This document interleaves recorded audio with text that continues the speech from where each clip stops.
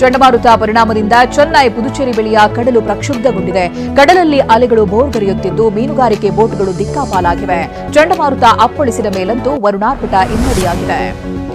ಫೆಂಗಲ್ ಚಂಡಮಾರುತವು ವಿಮಾನ ಹಾರಾಟದ ಮೇಲೂ ಬಿಸಿ ತಟ್ಟಿದೆ. ಹವಾಮಾನ ವೈಪರೀತ್ಯದಿಂದ ಚೆನ್ನೈ ವಿಮಾನ ನಿಲ್ದಾಣವನ್ನು ತಾತ್ಕಾಲಿಕವಾಗಿ ಬಂದ್ ಮಾಡಲಾಗಿದೆ. ಕಾರ್ಗಳು ಮುಳುಗುವ ಭೀತಿ ಹಿನ್ನೆಲೆಯಲ್ಲಿ ವೇಲಾಚುರಿ ಮೇಲ್ಸೇತುವೆ ಮೇಲೆ ಪಾರ್ಕಿಂಗ್ ಮಾಡಲಾಗಿದೆ. ಬೆಂಗಳೂರಿಗೂ ಫೆಂಗಲ್ ಸೈಕ್ಲೋನ್ ಎಫೆಕ್ಟ್ ತಟ್ಟಿದೆ. ನಿನ್ನೆ ರಾತ್ರಿಯಿಂದಲೇ ನಗರದಾದ್ಯಂತ ತುಂತುರು ಮಳೆಯಾಗ್ತಾ ಇದೆ. ಚಳಿ ಜೊತೆಗೆ ಮಳೆಯಾಗ್ತಾ ಇರೋದ್ರಿಂದ ಜನರು ಫುಲ್ ತಂಡ ಹೊಡೆದಿದ್ದಾರೆ. ಫೆಂಗಲ್ ಚಂಡಮಾರುತದ ಹಿನ್ನೆಲೆಯಲ್ಲಿ ಬಿಬಿಎಂಪಿ ರಜೆಯನ್ನ ರದ್ದುಗೊಳಿಸಲಾಗಿದೆ. ಬೆಂಗಳೂರಿನ ಹಲವೆಡೆ ಮಳೆಯಾಗ್ತಾ ಇದೆ. ಮುನ್ನೆಚ್ಚರಿಕೆಯಾಗಿ ಪಾಲಿಕೆಯ ಅಧಿಕಾರಿಗಳಿಗೂ ರಜೆ ಇರೋದಿಲ್ಲ ಅಂತ ಆಯುಕ್ತರು ತಿಳಿಸಿದ್ದಾರೆ. ಫೆಂಗಲ್ ಎಫೆಕ್ಟ್ನಿಂದ ದಕ್ಷಿಣ ಒಳನಾಡಿನಲ್ಲಿ ಹಗುರ ಮಳೆ ಸಾಧ್ಯತೆ ಇದೆ. ಚಾಮರಾಜನಗರ, ಮೈಸೂರು, ಮಂಡ್ಯ, ಹಾಸನ, ಕೊಡಗು, ಚಿಕ್ಕಮಗಳೂರಿನಲ್ಲಿ ಮಳೆಯಾಗಲಿದೆ. ಡಿಸೆಂಬರ್ 3ರವರೆಗೆ ಯೆಲ್ಲೋ ಅಲರ್ಟ್ ಘೋಷಿಸಲಾಗಿದೆ. ಕರ್ನಾಟಕದಲ್ಲೂ ಸೈಕ್ಲೋನ್ ಎಫೆಕ್ಟ್ ತಟ್ಟಿದೆ. ರಾಜ್ಯದ ಕರಾವಳಿ ಜಿಲ್ಲೆಗಳಾದ ದಕ್ಷಿಣ ಕನ್ನಡ, ಉಡುಪಿ ಜಿಲ್ಲೆಯಲ್ಲಿ ಮಳೆಯಾಗುವಂತ ಸಾಧ್ಯತೆ ಇದೆ. ನಿನ್ನೆ ಮುಂಜಾನೆಯಿಂದಲೇ ಮೋಡ ಕವಿದ ವಾತಾವರಣ ಇತ್ತು.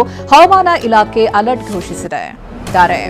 ಹಾಸನದಲ್ಲಿ ಡಿಸೆಂಬರ್ 5ರಂದು ನಡೆಯಲಿರುವಂತಹ ಸ್ವಾಭಿಮಾನಿ ಸಮಾವೇಶದ ಹಿನ್ನೆಲೆ ಇವತ್ತು ಕೆಪಿಸಿಸಿ ಅಧ್ಯಕ್ಷ ಡಿಕೆ ಶಿವಕುಮಾರ್ ನೇತೃತ್ವದಲ್ಲಿ ಪೂರ್ವಭಾವಿ ಸಭೆ ನಡೆಯಲಿದೆ. ಬೆಂಗಳೂರಿನ ಕೆಪಿಸಿಸಿ ಕಚೇರಿಯಲ್ಲಿ ನಡೆಯಲಿರುವ ಸಭೆಗೆ ಬರುವಂತೆ ಮೈಸೂರು ಭಾಗದ ಕಾಂಗ್ರೆಸ್ ನಾಯಕರಿಗೆ ಸೂಚನೆ ನೀಡಲಾಗಿದೆ. ಇಂದು ಬೆಳಗಾವಿಯಲ್ಲಿ ವಕ್ಫ್ ವಿರುದ್ಧ ಜನಜಾಗೃತಿ ಅಭಿಯಾನ ನಡೆಯಲಿದೆ. ರಮೇಶ್ ಜಾರಕಿಹೊಳಿ ಸೇರಿದಂತೆ ಯತ್ನಾಳ್ ಬಣ ಶಕ್ತಿ ಪ್ರದರ್ಶನ ನಡೆಸಲಿದೆ. ಚೆನ್ನಮ್ಮ ವೃತ್ತದಿಂದ ಗಾಂಧಿ ಭವನದವರೆಗೂ ಪ್ರತಿಭಟನಾ ಮೆರವಣಿಗೆ ಬಳಿಕ ಬಹಿರಂಗ ಸಮಾವೇಶ ನಡೆಸಲಿದ್ದಾರೆ.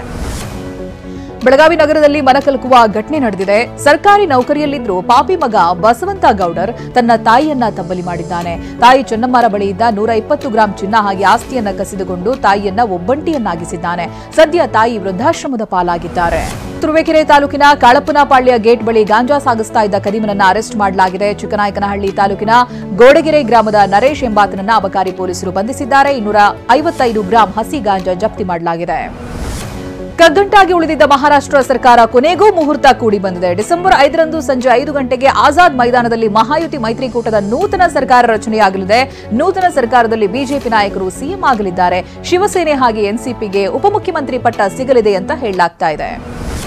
ಟೀಂ ಇಂಡಿಯಾದ ಖ್ಯಾತ ಸ್ಪಿನ್ ಬೌಲರ್ ರವಿಚಂದ್ರನ್ ಅಶ್ವಿನ್ ಒಬ್ಬ ಗ್ರೇಟ್ ಬೌಲರ್, ಅದರಲ್ಲಿ ಅನುಮಾನನೇ ಇಲ್ಲ. ಆದರೆ ಯಾವುದೇ ಕ್ಷಣದಲ್ಲಿ ಅವರು ಕ್ರಿಕೆಟ್ನಿಂದ ನಿವೃತ್ತಿ ಆಗಬಹುದು. ಹೀಗಾಗಿ ಈಗಿನಿಂದಲೇ ಅಂಡರ್ ಸ್ಟಡಿಯಾಗಿ ವಾಷಿಂಗ್ಟನ್ ಸುಂದರ್ ಅವರನ್ನ ತಂಡಕ್ಕೆ ಆಯ್ಕೆ ಮಾಡಲಾಗಿದೆ ಅನ್ನೋದಾಗಿ ಹರ್ಭಜನ್ ಸಿಂಗ್ ಹೇಳಿದ್ದಾರೆ.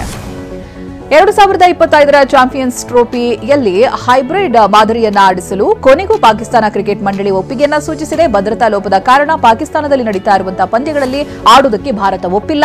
ಇದೀಗ ಐಸಿಸಿ ಎಚ್ಚರಿಕೆ ಬಳಿಕ ಪಾಕಿಸ್ತಾನ ಹೈಬ್ರಿಡ್ ಮಾದರಿಗೆ ಒಪ್ಪಿದೆ.